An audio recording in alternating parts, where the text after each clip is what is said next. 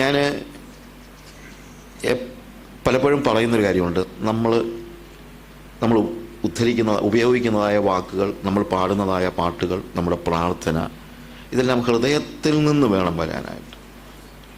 ജാതികളുടെ പ്രാർത്ഥനയുടെ പ്രശ്നമായിട്ട് കർത്താവ് എന്താ പറയുന്നത്?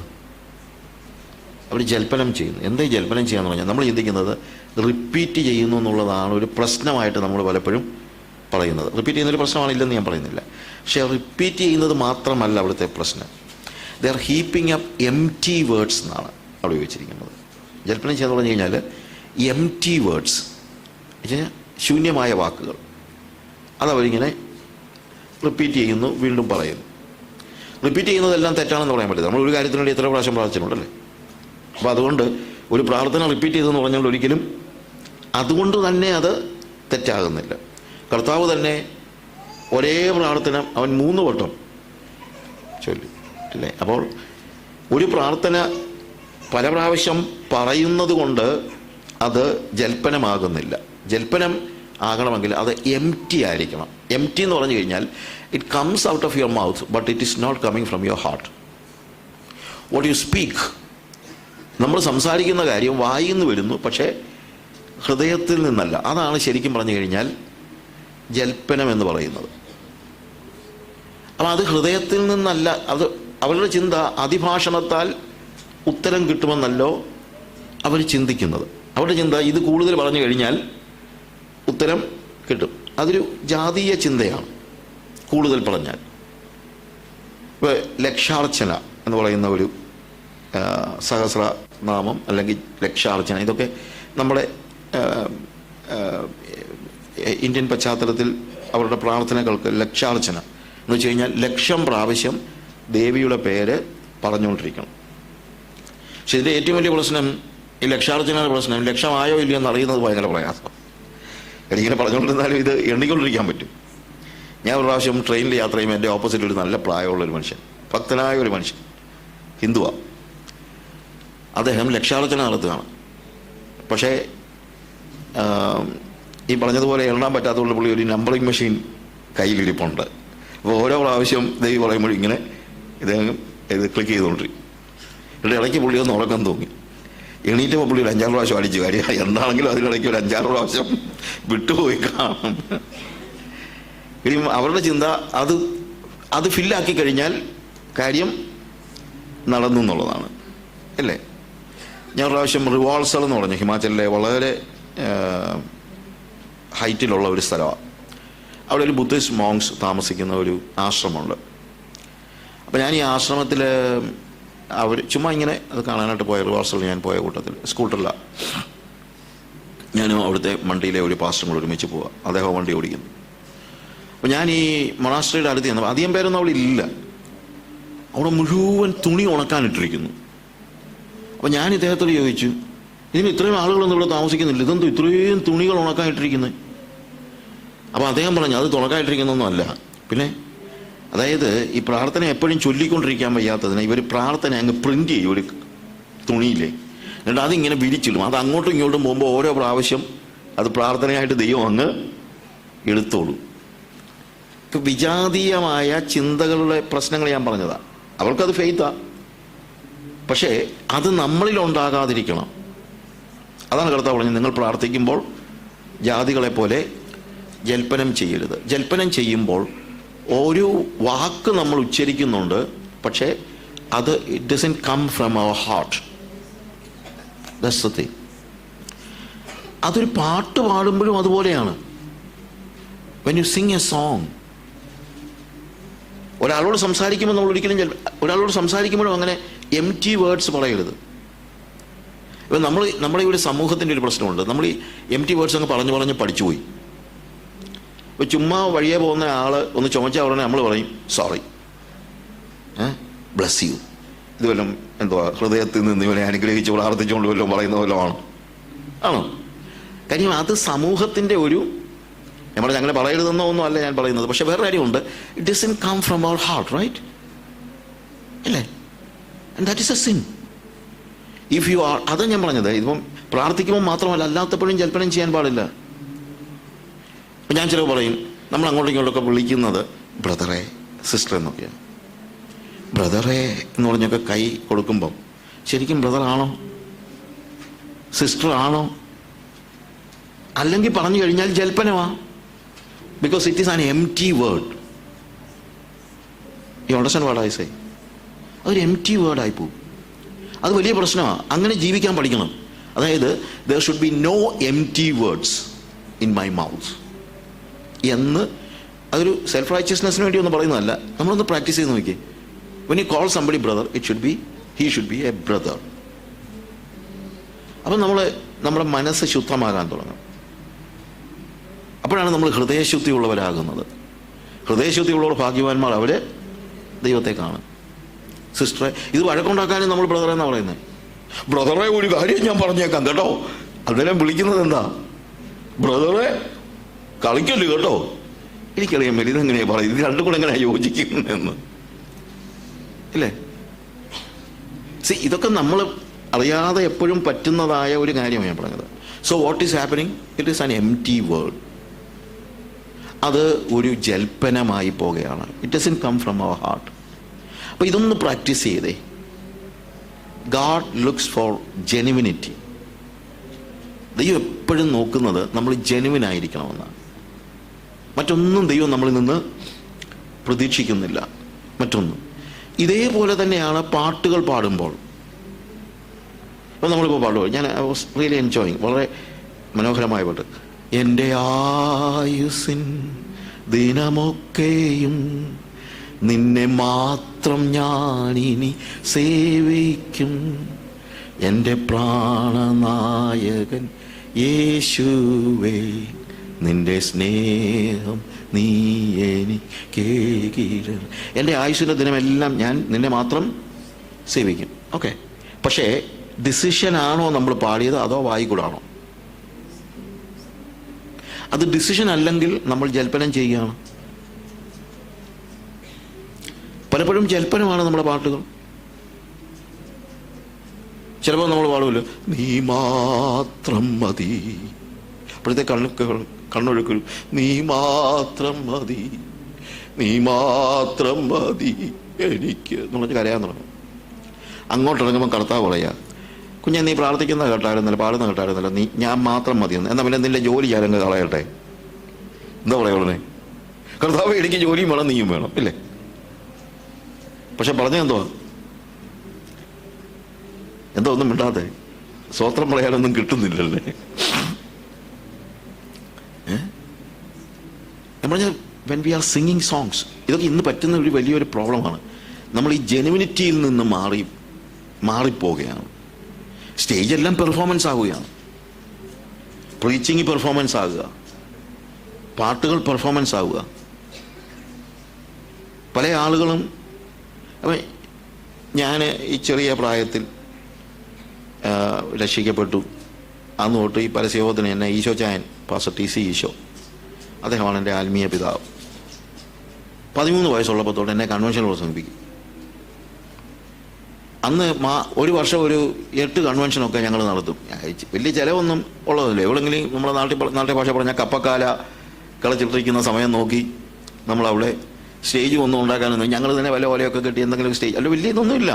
പാട്ടൊക്കെ ഞങ്ങൾ തന്നെ, പ്രസംഗവും ഞങ്ങൾ തന്നെ. അപ്പോൾ അങ്ങനെ ഇരുന്നപ്പം ഞങ്ങൾ ഇങ്ങനെ ചിന്തിച്ചു, ഇങ്ങനെ നമ്മൾ പാടിയാൽ ശരിയാകത്തില്ല, നമുക്ക് എന്തോ പാട്ടറിയാം, നമുക്ക് പാട്ടുകാരെ വിളിച്ച് പാട്ട് പാടിക്കാം. അപ്പോൾ പാട്ടുകാരെ വിളിച്ചു കഴിഞ്ഞപ്പോൾ അവൻ്റെ അടുത്ത ചോദ്യം, ഏതാ മൈക്ക്? അന്നേരം നമ്മൾ അറിയുന്ന പല മൈക്കുണ്ടെന്ന്. അപ്പോൾ അവൻ പറഞ്ഞ അന്നത്തെ കാലത്തെ XLR ഒക്കെ മൈക്ക് ഞങ്ങൾ രാജപ്പനോട് ചോദിച്ചപ്പോൾ രാജപ്പൻ പറഞ്ഞു, അത് എൻ്റെ കയ്യിലൊന്നുമില്ല, ഞാൻ വേണമെങ്കിൽ എടുത്തു തരാം, പക്ഷേ പൈസ കൂടുതലാണ്. അപ്പോൾ പാട്ടുകാരെ വിളിച്ച് പാട്ട് പാടിച്ചപ്പം നേരത്തെ കൺവെൻഷൻ ഒരു 100 പേര് വരും, ഇതൊരു 150 പേര് വരും, അല്ലെങ്കിൽ 50, ഒരു 10-50 പേരുടെ വ്യത്യാസം ഉണ്ടാകും. പക്ഷേ അവരെ സംബന്ധിച്ചിടത്തോളം ഈ പറയുന്ന വലിയ ആത്മഭാരത്തിൻ്റെ ഒന്നും ആവശ്യമൊന്നും അവർക്ക് ഇല്ല. അത് കഴിഞ്ഞപ്പോൾ ഞങ്ങൾ ചിന്തിച്ചു, എന്ന് ഞങ്ങളല്ലേ പ്രസംഗിക്കുന്നത്, ഞങ്ങൾക്ക് എന്താ പ്രസംഗിക്കാൻ അറിയാവുന്നത്, വിക്കിയാണ് പ്രസംഗിക്കുന്നത്. എന്നാൽ നല്ല പ്രസംഗിക്കുന്നവരെ വിളിച്ച് പ്രസംഗിപ്പിക്കാമെന്ന് ചിന്തിച്ചു. അവർ വന്ന് പ്രസംഗിച്ചപ്പോഴല്ലേ ഞങ്ങൾ മനസ്സിലാക്കുന്നത് ഞങ്ങളുടെയൊക്കെ പ്രസംഗം എന്തോ ചുമ്മാ എന്തോ ഒഴുക്കാണ് ഇവരുടേത്. പക്ഷേ 497-ാമത്തെ പ്രാവശ്യം ഒരേ പ്രസംഗം പ്രസംഗിച്ച ആരുടേത് ഒഴുകും? ഞാൻ പറഞ്ഞാൽ മനസ്സിലാക്കണം. അപ്പോൾ വാട്ട് ഹാപ്പൻസ്? നാച്ചുറലി ഇതെന്തായിത്തീരുന്നു? പെർഫോമൻസ് ആയിത്തീരുന്നു. പെർഫോമൻസ്. നമ്മുടെ സഭയ്ക്ക് പറ്റിയ പാളിച്ചകൾ ഞാനിങ്ങനെ ഓരോ കാര്യങ്ങൾ ഇങ്ങനെ ആലോചിച്ച് നോക്കിയിട്ടുണ്ട്. ഞാൻ രക്ഷിക്കപ്പെട്ട് വന്ന സമയത്ത് കുളിയന്നൂർ TC ഈശോ പാസ്റ്ററുടെ ഈശോചായൻ്റെ വീടിൻ്റെ വരാന്തയിലാണ് ഞങ്ങളുടെ സഭായോഗം. ഒരു വരാന്തയും അതിന് 3 മുറിയുണ്ട്. ആ 3 മുറിയിൽ ആളുകളിരിക്കും. ഏതാ സ്റ്റേജ് എന്ന് ചോദിച്ചു കഴിഞ്ഞാൽ എല്ലാവരെയും കാണാൻ പറ്റുന്ന എവിടെയാണോ അതാണ് സ്റ്റേജ്. അല്ലാതെ ഇപ്പം ഇവിടെ പ്രത്യേകിച്ച് സ്റ്റേജിനുള്ള സ്ഥലമൊന്നുമില്ലല്ലോ. അതുകൊണ്ട് തന്നെ ആര് സ്റ്റേജിൽ ഇരിക്കണമെന്ന് ഒന്നുമില്ല. കാര്യം സ്റ്റേജ് എന്ന് പറഞ്ഞൊരു സാധനമില്ലല്ലോ. എല്ലാവരെയും കാണാൻ പറ്റുന്നിടത്ത് നിൽക്കുക. എന്നാൽ ഞങ്ങളൊരു ഹോള് പണിതപ്പോൾ ഞങ്ങളൊരു സ്റ്റേജ് പണിതു. അന്നേരം തൊട്ട് ആര് സ്റ്റേജിൽ ഇരിക്കണമെന്നുള്ളതിനെക്കുറിച്ച് തർക്കമായില്ല. ഞാൻ പറഞ്ഞെന്നു ചോദിച്ചു കഴിഞ്ഞാൽ അവിടെ തർക്കമൊന്നും ഉണ്ടായിട്ടല്ല. ഞാൻ പറഞ്ഞത് അന്നേരം തൊട്ട് ആരാ സ്റ്റേജിൽ ഇരിക്കുന്നത്. ഞാൻ പറഞ്ഞതിൻ്റെ വ്യത്യാസം മനസ്സിലായോ? നമ്മളുടെ ഡിറ്റീരിയറേഷൻ എപ്പോഴാണെന്നറിയാമോ? നമ്മളുടെ ജെനുവിനിറ്റിയിൽ നിന്ന് എപ്പോൾ മാറുന്നോ അപ്പോഴാണ് നമ്മളുടെ ഡിറ്റീരിയറേഷൻ ഉണ്ടാകുന്നത്. And that becomes performance. Singing becomes A performance. അതൊരു വലിയൊരു പ്രോബ്ലമാണ്. ആഫ്രിക്ക ഞാൻ അനുഭവിക്കുന്ന ഏറ്റവും വലിയ പ്രശ്നം അതാണ്. കാര്യം അവിടെ പാട്ടേ ഉള്ളൂ. അപ്പോൾ ഞാൻ എപ്പോഴും അവിടെ പറയുന്നൊരു കാര്യമാണ്, നമ്മുടെ അപ്പച്ചന്മാരൊക്കെ പാടിക്കൊണ്ടിരുന്ന കാലത്ത് അപ്പം അതിലോട്ട് മടങ്ങി പോകണമെന്ന് പറഞ്ഞാൽ മടങ്ങി പോയാൽ നല്ലതാണെന്ന് എനിക്കിപ്പോഴും അല്ല ചിന്ത. പിന്നെ അത് പ്രാക്ടിക്കലാണോ ഇല്ലോ എന്നുള്ളത് നിങ്ങൾ ആലോചിക്കണം. അന്നും പാട്ടുണ്ടായിരുന്നു. എല്ലാവരും കൂടെ ചേർന്ന് തമ്പേറടിച്ച് പാട്ട് പാടും. പക്ഷെ എല്ലാവരും പാടുമായിരുന്നു. ഞാൻ പറഞ്ഞ കാര്യം മനസ്സിലാക്കണം. അപ്പം നമ്മൾ പറഞ്ഞു മർത്തോമായിൽ കൊയറുണ്ട്, CSIയിൽ കൊയറുണ്ട്, കത്തോലിക്കയിൽ കൊയറുണ്ട്, നമുക്കും വേണം കൊയർ. കൊയർ വേണ്ടെന്ന് ഞാൻ പറയുന്നില്ല. പക്ഷേ കൊയർ വന്നപ്പോഴുള്ള പ്രശ്നം, കൊയർ പാടും, നമ്മൾ കേൾക്കും. കൊയർ പാടും, നമ്മളെങ്ങനെ ഇങ്ങനെ നോക്കിയിരുന്നുള്ളൂ. നേരത്തെ പാട്ടെന്ന് പറഞ്ഞാൽ എല്ലാവരും കൂടെ പാടുമായിരുന്നു. ഇപ്പൊ കൊയർ പാടും, നമ്മൾ കേൾക്കും. ഞാൻ പറഞ്ഞാൽ മനസ്സിലാക്കണം. ഇത് തന്നെയല്ല, നമ്മളെങ്ങാനും കയറി പാടിയാൽ കൊയറിന് ഇഷ്ടമല്ല. കാര്യം അവരിതെല്ലാം ഒരുക്കി ചിട്ടപ്പെടുത്തിയൊക്കെ കൊണ്ടുവന്നതല്ലേ. ഇയാൾ കയറി എന്തോ കാണിക്കുന്നത്, ഇയാളെ ഈ പറവള ശബ്ദം കൊണ്ട് ഇതെന്തോ കാണിക്കുന്നത് എന്നുള്ളതായിരിക്കും അവരുടെ ചിന്ത. I M not joking. So what happens? Performance. Performance. പ്രസംഗവും അതൊക്കെ തന്നെ വന്നു. പെർഫോമൻസ്. കോപ്പി അടിക്കുന്ന പ്രസംഗങ്ങൾ. നല്ല ആശയങ്ങൾ ആര് പ്രസംഗിച്ചാലും അത് കോപ്പി അടിച്ചാലും കുഴപ്പമില്ല. അതല്ല ഞാൻ പറഞ്ഞത്. പക്ഷേ പ്രസംഗിക്കുമ്പോൾ ജെനുവിനായിരിക്കണം. അതെൻ്റെ ഹൃദയത്തിൽ നിന്ന് വേണം ഞാൻ പ്രസംഗിക്കാൻ. അല്ലെങ്കിൽ ഞാൻ പെർഫോം ചെയ്യുകയാണ്. ദൈവം എന്നെ വിളിച്ചിരിക്കുന്നത് ഒരു പെർഫോമറായിട്ടല്ല. ദൈവം എന്നെ വിളിച്ചിരിക്കുന്നത് ഒരു ശുശ്രൂഷകനായിട്ടാണ്. ആ ഒരു ബോധ്യം ശുശ്രൂഷ ഉണ്ടായിരിക്കണം. കൊയറിനെ ദൈവം വിളിച്ചെങ്കിൽ ആ കൊയർ ശുശ്രൂഷയാണ്, അല്ലാതെ പെർഫോമൻസ് അല്ല. പക്ഷെ ഇന്നിപ്പോൾ പെർഫോമൻസ് ആയി. പാടുന്നതിനകത്തും സിൻസിയറിറ്റി ഇല്ല.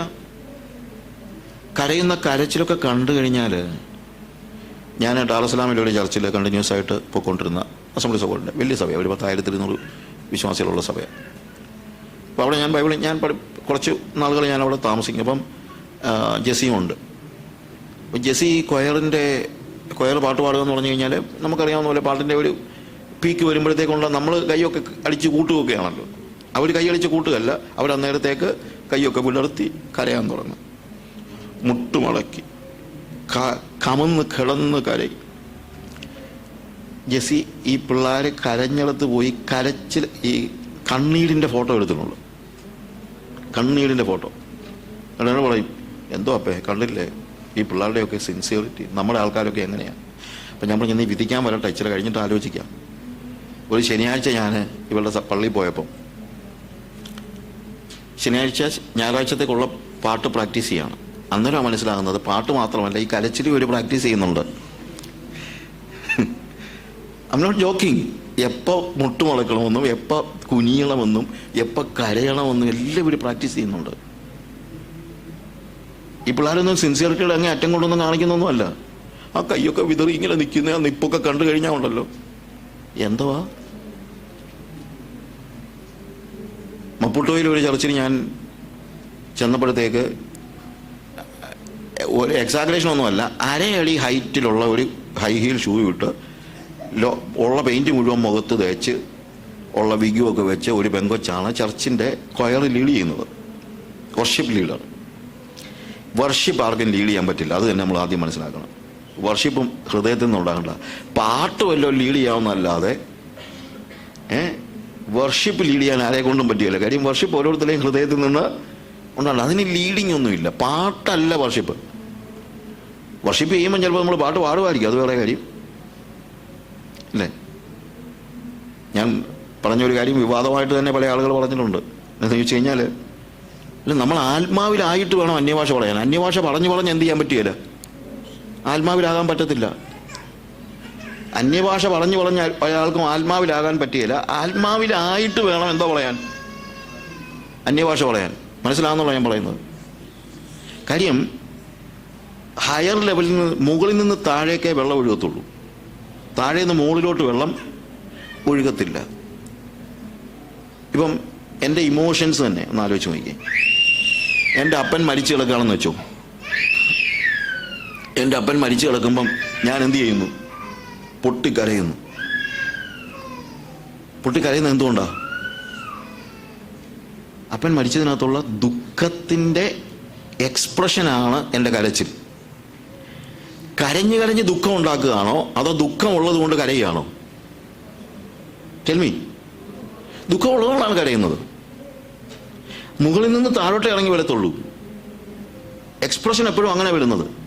അതുകൊണ്ട് ആത്മാവിലായിട്ട് മാത്രമേ നമുക്ക് എന്ത് ചെയ്യാൻ പറ്റുള്ളൂ, അന്യഭാഷ പറയാൻ പറ്റുള്ളൂ. അല്ലാതെ അന്യഭാഷ പറഞ്ഞോളം എന്താകാൻ ചെയ്യാൻ പറ്റത്തില്ല. നിങ്ങൾക്ക് ഇഷ്ടപ്പെടുകയോ ഇല്ലയെന്നൊന്നും എനിക്കറിയത്തില്ല. പിന്നെ എനിക്ക് അങ്ങനെ വലിയ നിർബന്ധമുള്ള ആളൊന്നുമല്ല. ഇപ്പം നിങ്ങളെല്ലാം ഇഷ്ടപ്പെടുത്താമെന്ന് പറഞ്ഞൊന്നും അല്ലല്ലോ ഞാൻ വന്നു വന്നു. This is A fact. This A fact. അതുപോലെ തന്നെ നമ്മളുടെ ഓരോ എക്സ്പ്രഷൻസിനകത്തും ഈ പെങ്കൊച്ച്, ഞാൻ പറഞ്ഞത് വർഷിപ്പിൻ്റെ കാര്യം ഞാൻ പറഞ്ഞത് അതുകൊണ്ടാണ്. വർഷിപ്പ് നമ്മളുടെ ഹൃദയത്തിൻ്റെ ഉള്ളിൽ ദൈവത്തോടുള്ള അമിതമായ സ്നേഹം അങ്ങ് വർദ്ധിച്ചു വന്നിട്ട് വി ആർ ഫോളോയിങ്. അവൻ ശാരീരികമായിട്ട് വീണില്ലെങ്കിൽ പോലും അവൻ്റെ സന്നിധിയിൽ വീണ് കിടക്കുന്ന തുല്യമായി നിന്നിട്ട് അവൻ്റെ മുഖത്തേക്ക് നോക്കി, അതാണ്, ദാറ്റ് ഈസ് വർഷിപ്പ്. അന്നേരം ചിലപ്പോൾ പാട്ട് പാടി എന്നുള്ളതേ ഉള്ളൂ. അല്ലാതെ വർഷിപ്പ് ലീഡേഴ്സ് ഇല്ല. കൊയർ വേണമെങ്കിൽ നമുക്ക് ലീഡ് ചെയ്യാം, പക്ഷെ വർഷിപ്പ് ആർക്കും ലീഡ് ചെയ്യാൻ പറ്റില്ല. അങ്ങനൊരു വാക്ക് തന്നെ വേദത്തിലില്ല. Worship leaders. സ്തുതിയൊക്കെ നമുക്കറിയാം, ഓൾഡ് ടെസ്റ്റ്മെന്റിലൊക്കെ എന്താണ്, സ്തുതിക്കാനായിട്ട് ആളുകൾ ചെയ്യുന്നു. ഈ കാര്യങ്ങളെല്ലാം ശരിയാണ്. പക്ഷേ ആ ഹൃദയത്തിലെ വർഷിപ്പ് എപ്പോഴും ഉണ്ടാകുന്നത് it is from our heart. സ്തുതി നമുക്ക് നാക്കിൽ വരും. ആ സ്തുതി എന്ന് പറയുന്നത് നമുക്കുള്ള വർഷിപ്പിന്റെ ഒരു എക്സ്പ്രഷൻ. ആ സ്തുതി അത് വേണം. പക്ഷേ ഇതില്ലാതെ എം ടി ആകരുത്. അതാണ് ഞാൻ പറഞ്ഞത്. എം ടി വേർഡ്സ് പോലെ തന്നെ നമുക്ക് പലപ്പോഴും വർഷിപ്പ് ഇല്ലാതെ പ്രൈസസ് ഉണ്ടാകും. വർഷിപ്പ് ഇല്ലാതെ പ്രൈസ് ഉണ്ടായാൽ ജാതികളുടെ ജൽപ്പനം പോലെയാണ്. ഈ പെങ്കൊച്ച് ഇതേപോലെ തന്നെ എന്തോ ഒരു കരച്ചിലും ഭയങ്കര സ്റ്റെപ്പൊക്കെ എടുത്ത് ഭയങ്കര ഡാൻസും ഒക്കെ ചെയ്ത് കരച്ചിലാണ്. അത് കഴിഞ്ഞ് ഞാൻ പ്രസംഗിച്ചു. മീറ്റിംഗ് കഴിഞ്ഞപ്പോൾ ഈ കൊച്ചെൻ്റെ അടുത്ത് വന്ന് തലയും കുണിച്ച് നിൽക്കുക. Pastor please pray for me. കരഞ്ഞോണ്ടാണ് പറയുന്നത്. ഞാൻ ചോദിച്ചു for what? Pray that I may get a husband. അപ്പം ഞാൻ ചോദിച്ചു are you not married? Yeah, I am married, but he is not good. So please pray that I may get another husband. ഞാൻ ഇതൊന്നും second hand കഥകളൊന്നും അല്ല പറയുന്നത്. ഞാൻ പറഞ്ഞ പൊക്കോളവൻ്റെ മുമ്പിൽ നിന്ന് ബാക്കി കേൾക്കാതെ. എൻ്റെ ചോദ്യം ഇതാ, ഇവൾ എന്തുകൊണ്ട് എൻ്റെ അടുത്ത് ഇത് പ്രാർത്ഥിക്കാൻ വന്ന് പറഞ്ഞു? ഇതിനു വേണ്ടി പ്രാർത്ഥിക്കാൻ വേറെ പാസ്റ്റർമാരുള്ളത് കൊണ്ടല്ലേ? അല്ലെങ്കിൽ പിന്നെ എൻ്റെ അടുത്ത് വന്ന് പറയത്തില്ലല്ലോ. അത് ഇത് ചെന്ന് ഇങ്ങനെ ഒരു ആവശ്യം കൊണ്ട് ഒരാളുടെ അടുത്ത് ചെന്നാൽ, ഒരു പാസ്റ്ററുടെ അടുത്ത് ചെന്നാൽ അവരെന്ത് ചെയ്യും? അവിടെ പ്രാർത്ഥിച്ചു കൊടുക്കും. അപ്പോൾ പിന്നെ ഇവൾ ഈ കാണിച്ചതെല്ലാം എന്താ? ഈ സ്റ്റേജിൽ ഇവൾ കാണിച്ചതെല്ലാം എന്താ? That is performance. പ്രിയമുള്ളവരെ, ഭയങ്കരമായിട്ട് നമ്മൾ ശ്രദ്ധിക്കേണ്ട കാര്യമാണ് പെർഫോമൻസ് ഉണ്ടാകരുത്. ഇനി സ്റ്റേജിൽ മാത്രമല്ല, താഴെ ഇരുന്ന് ആരാധിക്കുമ്പോഴും പെർഫോമൻസ് ഉണ്ടാകും. നമ്മൾ ഈ സ്റ്റേജിനെ മാത്രം കുറ്റം പറഞ്ഞൊരു കാര്യമില്ല. താഴെ ഇരിക്കുമ്പോഴും പെർഫോമൻസ് ഉണ്ടാകും. അതുകൊണ്ട് കർത്താവ് പറഞ്ഞു, നിങ്ങൾ പ്രാർത്ഥിക്കുമ്പോൾ ജാതികളെ പോലെ ജൽപ്പനം ചെയ്യരുത്. എംപ്റ്റി വേർഡ്സ് ഉണ്ടാകരുത്, എംപ്റ്റി ആയിട്ടുള്ള എക്സ്പ്രഷൻസ് ഉണ്ടാകരുത്. It all should be from your heart. ഹൃദയം നിറഞ്ഞു കവിയുന്നതല്ലോ വായി സംസാരിക്കുന്നത് എന്ന വാക്യം ഞാൻ പറയുമ്പോൾ, ഞാൻ വായിക്കുമ്പോൾ ഞാൻ ചിന്തിക്കാറുണ്ട്, ഹൃദയം നിറഞ്ഞു കവിയുന്നതല്ലോ വായി സംസാരിക്കുന്നത്. പക്ഷേ അതിൻ്റെ ഒരു മറുവശം കൂടെ, ഹൃദയം നിറഞ്ഞു കവിയുന്നതേ വായി സംസാരിക്കാവൂ. ഹൃദയത്തിലില്ലാത്ത കാര്യം ഒരിക്കലും എൻ്റെ വായിൽ നിന്ന് വരാൻ പാടില്ല. അങ്ങനെ വന്നു കഴിഞ്ഞാൽ അത് പെർഫോമൻസ് ആകും, നാട്യമാണ്. പെർഫോമൻസ് പറഞ്ഞു കഴിഞ്ഞാൽ നാട്യമാണ്. നാട്യം കർത്താവിന് ഒരിക്കലും ഇഷ്ടമില്ലാത്ത കാര്യമാണ്. B genuine. ഒരു പാട്ട് പാടുമ്പോൾ എന്താണ് പാടുന്നത് എന്ന് അറിഞ്ഞ് പാടുക. അത് ശ്രദ്ധിക്കത്തില്ലായിരിക്കും. നമ്മളെ പാട്ടിൻ്റെ ട്യൂണും, ഒരു സ്ഥലത്ത് ഒരു വീട്ടു പ്രാർത്ഥന, അപ്പോൾ ഭയങ്കരമായിട്ട് കൈയടിച്ച് പാട്ടുപാടി ആത്മാവിലായ ഒരു വ്യക്തിയോട് പാടി നിർത്തി കഴിഞ്ഞപ്പോൾ ഞാൻ ചോദിച്ചു, നമ്മൾ ഏത് പാട്ട് പാടിയത്? പുള്ളി തപ്പ്, നമ്മൾ ഏത് പാട്ടായിരുന്നു പാടിയത്? ഞാൻ പറഞ്ഞില്ല, ഞാൻ പറയുന്ന ഒന്നും കഥയൊന്നുമല്ല, ഇതെല്ലാം നടക്കുന്ന കാര്യങ്ങളാണ്. ബിക്കോസ് നമ്മൾ പെർഫോമൻസിലേക്ക് പതിയെ പോയിക്കൊണ്ടിരിക്കുകയാണ്. അത് പിശാചിൻ്റെ വലിയൊരു തന്ത്രമാണ്. അത് സംഭവിക്കരുത്. നമ്മൾ ബി ജെനുവിൻ. നമ്മൾ ജെനുവിൻ ആയിരിക്കണം. ആ ജെനുവിനിറ്റി വളരെ അത്യാവശ്യമാണ്, വളരെ അത്യാവശ്യമാണ്. ഹൃദയത്തിൻ്റെ ഉള്ളിൽ നിന്ന് ദൈവത്തോട് ഉള്ള ആ ബന്ധം അനുനിമിഷം അവനെ അനുഭവിക്കുന്ന അനുഭവമാണ്. അഭിനയമല്ല നമുക്ക് ആവശ്യം, അനുഭവമാണ് ആവശ്യം. We need to experience all these things. ഇവിടെ ഈ സങ്കീർത്തനത്തിൽ ഈ സങ്കീർത്തനത്തിനുള്ള എനിക്കുള്ള ഒരു ഇതെന്ന് വെച്ച് കഴിഞ്ഞാൽ, ഒന്നാമത്തെ കാര്യം എന്ന് പറയുന്നത്, ഇത് ഹൃദയത്തിൻ്റെ ഉള്ളിൽ നിന്നുള്ള ഒരു പ്രാർത്ഥനയാണ്, ഉറപ്പാണ്. ഇതിനകത്ത് പ്രാർത്ഥനയുണ്ട്, ആ കോൺഫിഡൻസ് ഉണ്ട്, ഡിക്ലറേഷനുണ്ട്, എല്ലാം ഉള്ള. അതുകൊണ്ട് ഞാൻ പറഞ്ഞത് Psalm 16 is a small psalm, but ഭയങ്കരമായിട്ട് കൺസൈസ്ഡ് ആയിട്ട് ഫെയ്ത്തിനെ എല്ലാം ഉൾക്കൊള്ളിച്ചിരിക്കുന്നതായ ഒരു സങ്കീർത്തനമാണിത്. അവിടെ പറയുന്നത്, ദൈവമേ, ഞാൻ നിന്നെ ശരണമാക്കിയിരിക്കാൻ എന്നെ കാത്തുകൊള്ളണമേ. ഞാൻ യഹോവയോട് പറഞ്ഞത്, നീ എൻ്റെ കർത്താവാകുന്നു, നീ ഒഴികെ എനിക്ക് ഒരു നന്മയുമില്ല. You are my Lord, I have no good apart from you. അത് ജെനുവിനായിട്ട് പറയാൻ നമുക്ക് പറ്റുമോ? ഇത്രയും കാര്യം ഒറ്റ വാക്യം, ജെനുവിനായിട്ട്, യു ആർ മൈ ലോർഡ്. അവിടെ ആ വാക്ക് നമ്മൾ നോക്കിക്കഴിഞ്ഞാൽ, നീ ഒഴികെ എനിക്ക് ഒരു നന്മയുമില്ല എന്ന് പറയുന്നതിൽ, നീ ഒഴികെ എനിക്കൊരു നന്മയും വേണ്ട എന്ന് പറഞ്ഞാലും തെറ്റില്ല. U are my Lord. അവിടെ പറയുന്നത്, കർത്താവേ, ഞാൻ നിന്നെ ശരണമാക്കിയിരിക്കാൻ, എൻ്റെ ശരണം നീയാണ്. Preserve me, God, for in you I take refuge. ശരണമാക്കുക. ഈ വാക്കുകളൊക്കെ നമ്മളിപ്പം വാക്കുകളല്ലാതെ റെഫ്യൂജ്, ശരണം എന്ന് പറയുമ്പോഴത്തേക്ക് നമ്മൾ പെട്ടെന്ന് അതിനെ ലൈറ്റൻ ചെയ്യരുത്. റെഫ്യൂജ് എന്ന് പറഞ്ഞു കഴിഞ്ഞാൽ അഭയസ്ഥാനമാക്കുക. റെഫ്യൂജാണല്ലേ അഭയസ്ഥാനം. നമ്മളെപ്പോഴും അഭയസ്ഥാനം തേടുന്നത് നമുക്ക് നേരെ നിൽക്കാൻ കഴിയത്തില്ലെന്ന് തോന്നുമ്പോഴാണല്ലേ. നിസ്സഹായതയിൽ നിന്ന് മാത്രമേ ആശ്രയം ഉണ്ടാകത്തുള്ളൂ. അത് നമ്മൾ പഠിക്കേണ്ട ഒരു വളരെ പ്രധാനപ്പെട്ട പാഠമാണ്. നിസ്സഹായതയിൽ നിന്ന് മാത്രമേ എന്തുണ്ടാകത്തുള്ളൂ? ആശ്രയം ഉണ്ടാകത്തുള്ളൂ. നമ്മുടെ ഇന്നത്തെ പ്രശ്നം നിസ്സഹായതയില്ല. ഞാൻ പറയുന്നത് ഗ്രഹിക്കുന്നുണ്ടല്ലോ. നിസ്സഹായതയില്ല. നമുക്കെല്ലാം ഉണ്ട്. നമ്മുടെ അപ്പച്ചന്മാരുടെ കാര്യമൊക്കെ പറയുന്നു. അവരൊക്കെ കർത്താവിനെ വിളിച്ച് കരഞ്ഞു. അവരുടെ കരച്ചിലൊക്കെ കർത്താവ് കേട്ടു. എന്താ അവർ കരയാൻ കാര്യം? അവർക്ക് സ്വയമായിട്ട് നിൽക്കാൻ കഴിയില്ലെന്നുള്ളത് അവർക്ക് അറിയാമായിരുന്നു. അവർ നിസ്സഹായത തിരിച്ചറിഞ്ഞവരാ. പക്ഷെ നമ്മളെ സംബന്ധിച്ചിടത്തോളം ഓൾമോസ്റ്റ് നമുക്ക് നമ്മുടെ കാലേ നിൽക്കാൻ പറ്റുമെന്നുള്ള സെൽഫ് റിലയൻസിൻ്റെ അതൊരു ഭയങ്കര ഡിസെപ്ഷനാണ്. Self Reliance.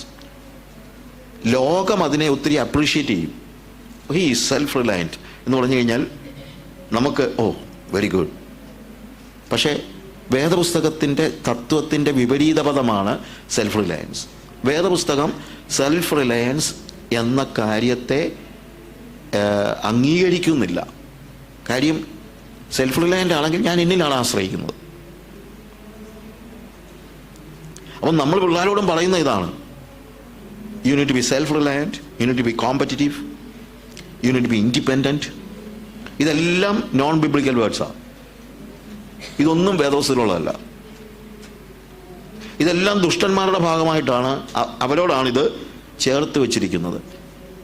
വിശുദ്ധന്മാരോട് ചേർത്ത് വെച്ചിരിക്കുന്ന വാക്കുകളല്ല ഇതൊന്നും. കാര്യം ലോകം അതിനെ അപ്രീഷിയേറ്റ് ചെയ്യുന്നുണ്ട്. ലോകം നമ്മൾ പറയുമല്ലോ, ഹി ഈസ് സക്സസ്ഫുൾ. സക്സസ് എന്നുള്ള വാക്ക് ബിബ്ലിക്കൽ വേർഡ് അല്ല, അല്ലെങ്കിൽ വിശുദ്ധന്മാരോട് ചേർന്ന് വെച്ചിരിക്കുന്ന വാക്കല്ല സക്സസ്. വിശുദ്ധന്മാരോട് ചേർത്ത് വെച്ചിരിക്കുന്ന വാക്ക് ബ്ലെസ്സിങ് ആണ്, ബ്ലെസ്സഡ്നെസ്. സക്സസ് എന്ന് പറയുന്നത് ലോകത്തിലെ വാക്കാണ്. Is successful. How you can be successful. ഏറ്റവും കൂടുതൽ വിൽക്കുന്ന പുസ്തകം സെൽഫ് ഹെൽപ്പ് ബുക്കുകളാണ്. അതുകൊണ്ട് ക്രിസ്ത്യാനികളും എഴുതും. ക്രിസ്ത്യാനികളുടെ പ്രസംഗം അതാണ്. കാര്യം മാർക്കറ്റുള്ള പ്രസംഗം എങ്ങനെ വിജയിയാകാം എന്ന് പഠിപ്പിക്കുന്നതാണ്. വിജയിയാവുന്നതല്ല വേദപുസ്തകത്തിൻ്റെ തത്വം, വിശ്വസ്തനാകുന്നതാണ് വേദപുസ്തകത്തിൻ്റെ തത്വം. God doesn't look for, I'm not looking for success, I'm looking for, I need to be faithful. കാര്യം കർത്താവ് വരുമ്പോൾ നല്ലവനും വിശ്വസ്തനുമായ ദാസനെ എന്നാണ് പറയുന്നത്, അല്ലാതെ നല്ലവനും സക്സസ്ഫുൾ ആയിട്ടുള്ള ദാസനെ എന്നല്ല, വിജയിയായ ദാസനെ എന്നല്ല പറയുന്നത്. ചിലപ്പോൾ ഞാനൊരു പരാജയമായിരിക്കും. നമ്മളൊന്നും പറയുന്ന പോലെ അങ്ങനെ വലിയ വിജയമൊന്നുമല്ല. നമുക്കൊക്കെ ചിലപ്പോൾ പരാജയമായിരിക്കും, കുഴപ്പമില്ല. കർത്താവ് വരുമ്പം പരാജയപ്പെട്ടാൽ പോലും ചോദിക്കുന്നത് നീ വിശ്വസ്തനായിരുന്നു എന്നാണ്. ആ ഫെയ്ത്ത്ഫുൾനെസ് കളഞ്ഞിട്ടാണ് നമ്മൾ സക്സസ്സിലേക്ക് പോയിരിക്കുന്നത്. അതിനകത്തുള്ള പ്രോബ്ലം എന്താണെന്ന് ചോദിച്ചു കഴിഞ്ഞാൽ, വി ആർ നോട്ട്, ഇവിടെ ഞാൻ നിന്നെ ശരണമാക്കിയിരിക്കുന്നു. ഇപ്പം നിസ്സഹായതയുടെ ഒരു ഫീലിംഗ് ഇല്ലെങ്കിൽ ഒരിക്കലും നമുക്ക് എന്തുണ്ടാവില്ല, ആശ്രയം ഉണ്ടാവുകയില്ല.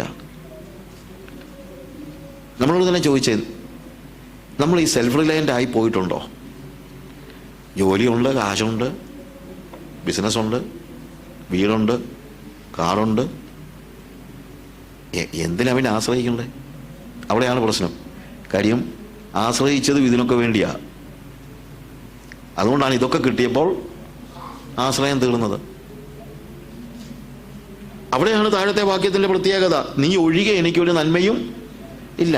അപ്പം സങ്കീർത്തനക്കാരൻ ആശ്രയിച്ചതും അവന് വേണ്ടിയാ. ആർക്ക് വേണ്ടി? ദൈവത്തിന് വേണ്ടി. His desiring was four God. അവൻ്റെ മുഴുവൻ ആശയം ആരായിരുന്നു? ദൈവമായിരുന്നു. നീ ഒഴികെ എനിക്കൊരു നന്മയും ആവശ്യമില്ല. അപ്പൊ അങ്ങനെ ആകുമ്പോൾ എന്നും ഇവൻ നിസ്സഹായനാ. കാര്യം without God I can do nothing. ദൈവത്തെ കൂടാതെ എനിക്കൊരു ഭൂമിയിലുള്ള ഒരു കാര്യവും ഇതിന് സപ്ലിമെന്റ് ചെയ്യുന്നില്ല. എന്നെ ദൈവാശ്രയത്തിൽ നിന്ന് മാറ്റാൻ എൻ്റെ സമ്പത്തിന്, ഇന്ന് സമ്പത്തിന് കഴിയുന്നുണ്ട്. സമ്പത്തുള്ളവൻ ദൈവത്തിൽ എന്ത് ചെയ്യുന്നില്ല? ആശ്രയിക്കുന്നില്ല. അവൻ സമ്പത്തിൽ ആശ്രയിക്കും, പദവികളിൽ ആശ്രയിക്കും, അധികാരത്തിൽ ആശ്രയിക്കും, രാഷ്ട്രീയത്തിൽ ആശ്രയിക്കും. കാര്യം നിസ്സഹായത അവന് ഫീൽ ചെയ്യുന്നില്ല. ഇനി നിസ്സഹായത തോന്നിയാലും അവൻ ആശ്രയിക്കുന്നത് മറ്റു കാര്യങ്ങളില്ല. കാരണം അത് ഫില്ല് ചെയ്യാനായിട്ട്, ദൈവത്തെ റിഫ്യൂജ് ആക്കാനായിട്ട്, ആശ്രയസ്ഥാനമാക്കുവാനായിട്ട്, അഭയസ്ഥാനമാക്കുവാനായിട്ട് നമ്മൾ പരിശ്രമിക്കുന്നില്ല. കാരണം അടിസ്ഥാനപരമായി നമ്മുടെ ഡിസയർ ദൈവത്തോടല്ലാതായി പോകുന്നു. അവിടെ ഞാൻ പറഞ്ഞത്, പാട്ട് പാടുമ്പോൾ കള്ളം പാടരുത്. എ.ഡബ്ല്യു. ടോസർ പറഞ്ഞൊരു വാചകമുണ്ട്, ക്രിസ്ത്യാനികൾ കള്ളം പറയുന്നതിനേക്കാൾ കൂടുതൽ പാടുക എന്ന്. ഇനിയിട്ട് നിന്ന് പാടുന്നതൊക്കെ ചുമ്മാ എന്ന് പാടുക. ലോകം വേണ്ട എനിക്കൊന്നും വേണ്ട, എൻ്റെ താതൻ്റെ സന്നിധി ചെന്നാൽ മതി. പാടും. ലോകം വേണ്ടായോ? ഒന്നും വേണ്ടായോ? താതൻ്റെ സന്നിധി മാത്രം മതിയോ? കൊച്ചുകുഞ്ഞു ദേശിക്ക് മതിയായിരുന്നു. അതുകൊണ്ടാണ് പുള്ളി എഴുതിയത്. പക്ഷെ നമുക്കും എല്ലാം വേണം. എല്ലാം വേണമെങ്കിൽ വേറെ പാട്ടുണ്ടാക്കിക്കോ, ഇഷ്ടംപോലെ ഉണ്ടാക്കിയിട്ടുണ്ടല്ലോ. വരുന്നുണ്ടേ അനുഗ്രഹം വരുന്നുണ്ടേ, അതൊക്കെ പാടിക്കൊള്ളാണെന്നു. മറ്റേ പാട്ടൊന്നും പാടല്ല. ഭക്തന്മാരായ ആളുകൾ എഴുതിയ പാട്ട് പാടുകയാണെങ്കിൽ, ഒന്നുമല്ലെങ്കിൽ ഹൃദയത്തിൻ്റെ ഉള്ളിൽ നിന്ന് ഒരാഗ്രഹത്തോടെ പാടും. ഇന്നെല്ലാം സക്സസിൻ്റെ പാട്ടുകളാണല്ലോ ഇപ്പോൾ ഇറങ്ങുന്നതും. ഈ അടുത്ത കാലത്തെങ്ങാനും ആരെങ്കിലും എഴുതിയോ ലോകം വേണ്ട എനിക്കൊന്നും വേണ്ട എന്ന്? അല്ലെങ്കിൽ അതുമായിട്ട് ഏകദാണ്ട് അതുപോലെയുള്ള ഒരു പാട്ട് ആരെങ്കിലും എഴുതി കേട്ടോ? എഴുതത്തില്ല. കാര്യം എല്ലാം വേണം, വിജയിയാകുവാനുള്ള മോഹം. പക്ഷെ സങ്കീർത്തനക്കാരൻ പറയുന്നത്, ഞാൻ നിന്നെ ശരണമാക്കിയിരിക്കുന്നു, നീയാണ് എൻ്റെ റെഫ്യൂജ്. ഞാൻ യഹോവയോട് പറഞ്ഞത്, നീ എൻ്റെ കർത്താവാകുന്നു. അതും ഇതേപോലെ തന്നെ ഞാൻ പറഞ്ഞില്ല, ബ്രദർ എന്ന് നമ്മൾ പറയുമ്പം ശരിക്കും മീൻ ചെയ്യാതെ പറയരുത് എന്ന് പറഞ്ഞല്ലോ. അതായത് എൻ്റെ ഹൃദയത്തിൽ നിന്നല്ലാതെ ഒരാളെ ഞാൻ എന്ത് ചെയ്യാൻ പാടില്ല, ബ്രദറെ എന്ന് വിളിക്കാൻ പാടില്ല. പറഞ്ഞാൽ ഞാൻ കള്ളമാണ് പറയുന്നത്. ചുമ്മാ വെറുതെ ബ്രദറെ എന്ന് വിളിച്ചാൽ അത് കള്ളമാണ് പറയുന്നത്. ഹൃദയത്തിൽ നിന്ന് സാഹോദര്യം സൂക്ഷിച്ചുകൊണ്ട് വേണം ഒരാളെ ബ്രദറെ എന്ന് വിളിക്കാൻ. അഡ്രസ് ചെയ്യാൻ ഒരാളെ വിളിക്കുന്നത് പോലെയല്ല ഞാൻ പറഞ്ഞത്. അഡ്രസ് ചെയ്യാൻ ഒരാളെ ചിലപ്പം അങ്ങനെയൊക്കെ വിളിച്ചെന്നിരിക്കും. പക്ഷേ if you call somebody brother, mean it. അത് ഹൃദയത്തിൻ്റെ ഉള്ളിൽ നിന്ന് നമ്മൾ മീൻ ചെയ്തുകൊണ്ട് വേണം പറയാൻ.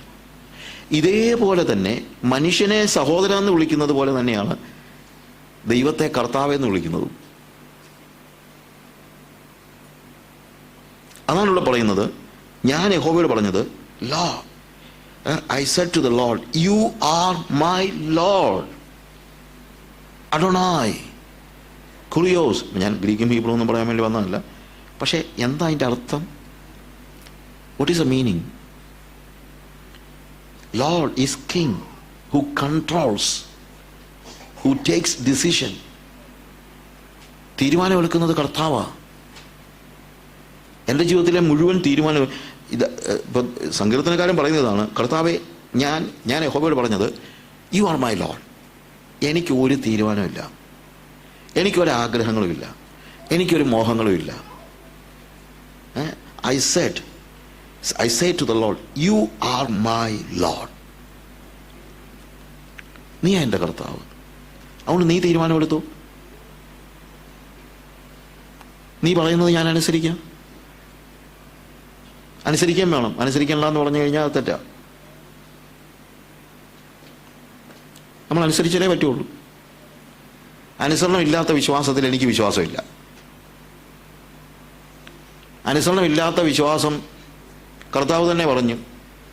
ഒരു ചെറുക്കനെ വിളിച്ചിട്ട് ഉപമ നമുക്കറിയാവുന്ന ഞാൻ പറഞ്ഞാണ്. ഉപമയ്ക്കകത്ത് പറഞ്ഞു, ഒരുത്തനോട് പറഞ്ഞു, നീ എൻ്റെ മുന്തിരിത്തോട്ടത്തിൽ പോയി അധ്വാനിക്കും. ഞാൻ പറഞ്ഞു, എന്നെ കൊണ്ട് പറ്റത്തില്ലെന്ന്. അവൻ ചിലപ്പോൾ ക്രിക്കറ്റ് കളിയോ വേൾഡ് കപ്പോ എല്ലാം കണ്ടുകൊണ്ടിരിക്കുകയായിരിക്കും. അവൻ പറഞ്ഞ്, പിന്നെ ഇനിയും മുന്തിരിത്തോട്ടത്തിൽ പോയി കഴിഞ്ഞാൽ ഈ കളി ഇനിയും നാളെ ഉണ്ടോ? അപ്പോൾ അവൻ പോകത്തില്ല എന്ന് അവൻ നേരിട്ടങ്ങ് പറഞ്ഞു. അനിയനും കളി കണ്ടുകൊണ്ടിരിക്കുക. അവൻ്റെ അടുത്ത് പറഞ്ഞു, എന്നാൽ നീ പോകും. ഞാൻ പോകാം അപ്പാ എന്നല്ല പറയുന്നത്. ശരിക്കും ആ വാക്ക് ഭയങ്കര രസമാണ്. എന്താണെന്നറിയാം? I go sir. അങ്ങനെ എഴുതിയിരിക്കുന്ന അവള്. കർത്താവ് ഈ ചില ചില്ലറ വാക്കുകളൊക്കെ ഉപയോഗിച്ചിരിക്കുന്നത് എന്ത് അർത്ഥസമ്പുഷ്ടമാണ്.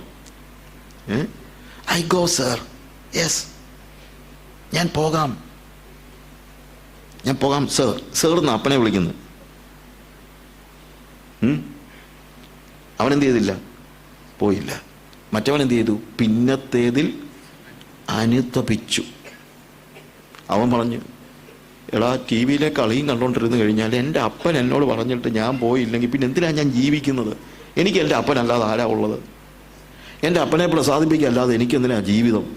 കളിയാണോ പ്രധാനം? അവൻ കളിച്ചിട്ട് അവൻ കാശ് വാങ്ങിച്ചുകൊണ്ട് പോകും.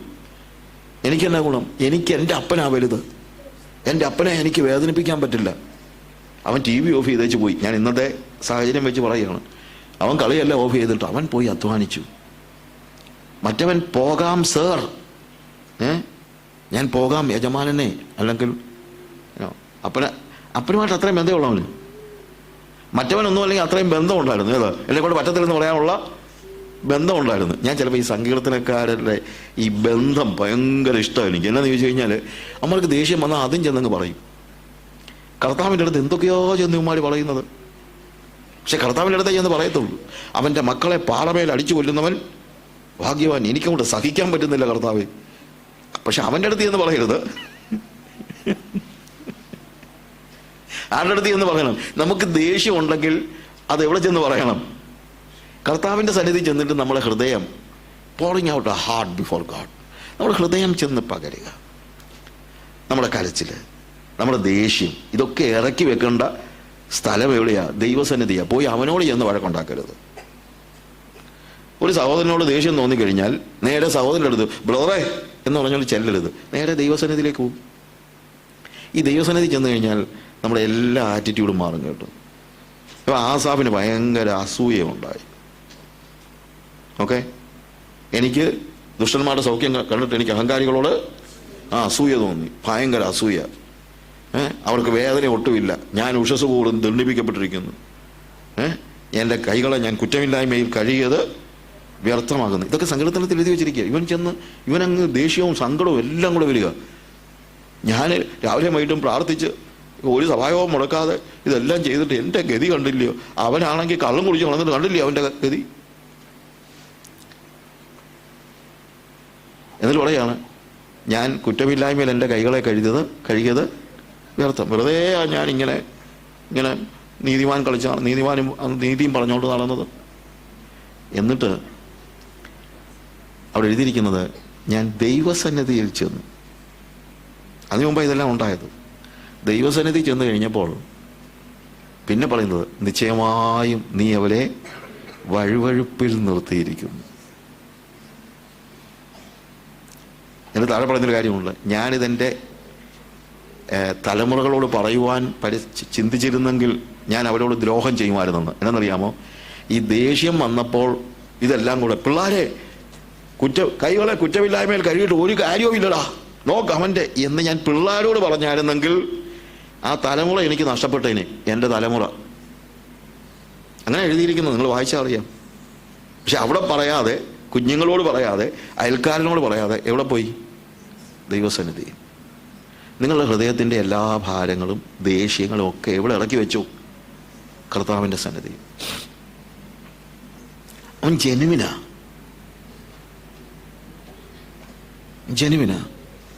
ദൈവം പറയുന്നത് കേട്ട് കഴിഞ്ഞാൽ നമ്മളുടെ പ്രതിസന്ധിയും പ്രയാസവും ഒക്കെ മാറും.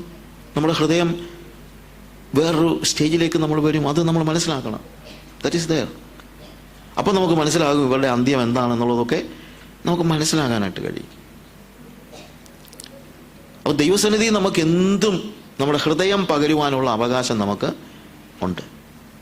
ഈ മൂത്തപുത്രൻ്റെ അല്ലെങ്കിൽ ഒന്നാമത്തെ മകൻ്റെ പ്രശ്നം എന്നാന്ന് ചോദിച്ചു കഴിഞ്ഞാൽ, അവൻ്റെ ഗുണം എന്നാന്ന് ചോദിച്ചു കഴിഞ്ഞാൽ, എന്നെക്കൊണ്ട് പറ്റത്തില്ലെന്ന് അപ്പനോട് പറയാനുള്ള ഫ്രീഡം അവന് ഉണ്ട്. പക്ഷേ പെട്ടെന്ന് തന്നെ അവൻ്റെ ഹൃദയത്തിൽ അനുതാപം ഉണ്ടായി. അവൻ പറഞ്ഞു, എൻ്റെ അപ്പനല്ലേ, എനിക്ക് വലുത് കളിയല്ല, എനിക്ക് വലുത് എൻ്റെ അപ്പനാ, എൻ്റെ അപ്പനെ ഞാൻ ദുഃഖിപ്പിക്കത്തില്ല. അനുതപിച്ചു. അവന് ബന്ധമുണ്ട്. അവൻ പോയി, അവൻ അനുസരിച്ചു, അവൻ അനുതപിച്ചു, അനുസരിച്ചു. മറ്റവൻ അഭിനയിച്ചു, ഞാൻ പോകാം സർ, ഐ ഗോ സർ. അന്നേരം അവനറിയാം അവൻ പോകത്തില്ലെന്ന്. പിന്നെ അവന് കളി കളഞ്ഞാച്ച് പോകാൻ മനസ്സില്ല. അവന് കളിയാ വലുത്, അപ്പനല്ല. Relation, genuinity. സങ്കീർത്തനങ്ങളുടെ പ്രത്യേകത ഏതാ? ജെനുവിനാ.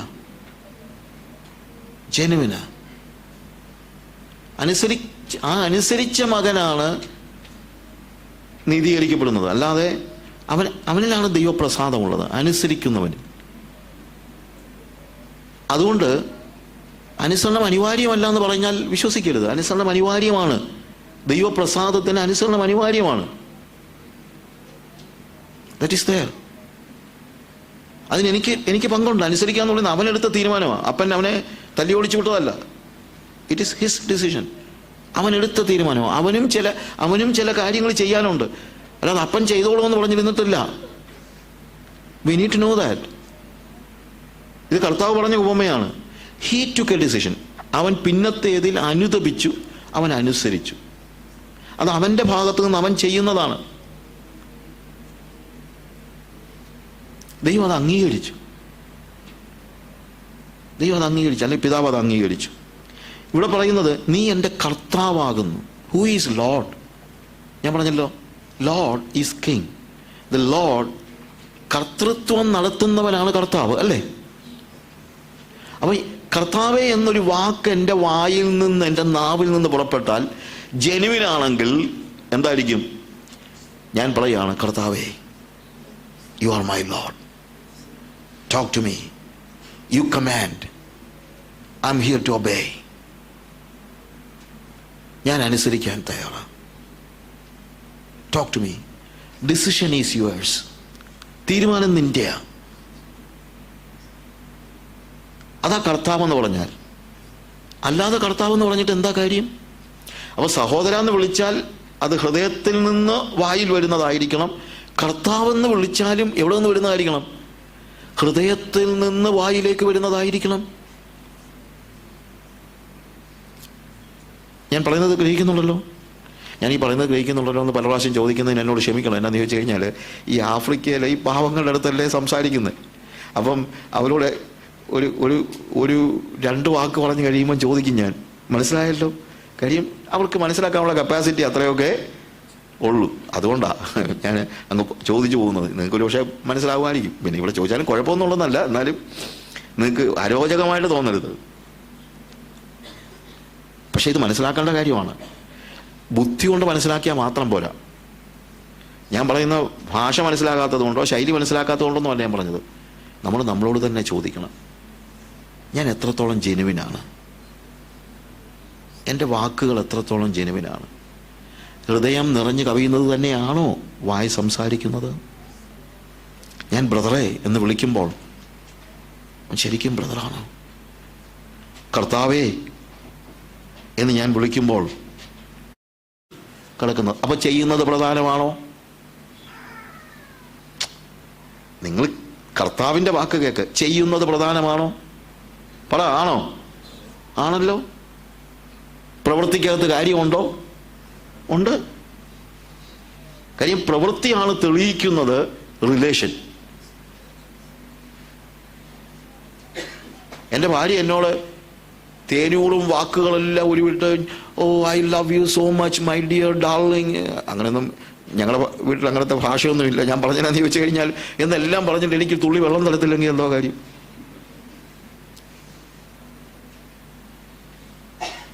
എടീ ഒരു ഗ്ലാസ് വെള്ളം കൊണ്ടുവരാന്ന് പറയുമ്പോഴത്തേക്ക് ഐ ലവ് യു ഡാ, I love U, I love you so much എന്ന് പറഞ്ഞുകൊണ്ടിരുന്ന് കഴിഞ്ഞാൽ വല്ല കാര്യമുണ്ടോ? ആദ്യം ഞാൻ പറഞ്ഞ് എന്ത് ചെയ്യണം? എനിക്ക് ചില വെള്ളം വേണം, വെള്ളം എടുത്തുകൊണ്ട് വേണം. വെള്ളം എടുത്തുകൊണ്ട് വരുന്നതാണ് ഇത്രയും വലിയ വർത്തമാനം പറയുന്നതിനേക്കാൾ നല്ലത്. ആ വെള്ളം എടുത്തുകൊണ്ട് വരുന്നതാണ് എൻ്റെ സ്നേഹത്തിൻ്റെ പ്രകാശനമെന്ന് പറയുന്നത്. സോ എനിക്ക് എൻ്റെ സ്നേഹം പ്രകാശിപ്പിക്കാൻ ഒരു കാര്യമേ ഉള്ളൂ, എൻ്റെ പ്രവൃത്തി, എൻ്റെ അനുസരണത്തിലൂടെയാണ് ഞാൻ എന്ത് ചെയ്യുന്നത്? എൻ്റെ സ്നേഹം പ്രകാശിപ്പിക്കുന്നത്. അതെനിക്ക് ബേർഡൻ അല്ല.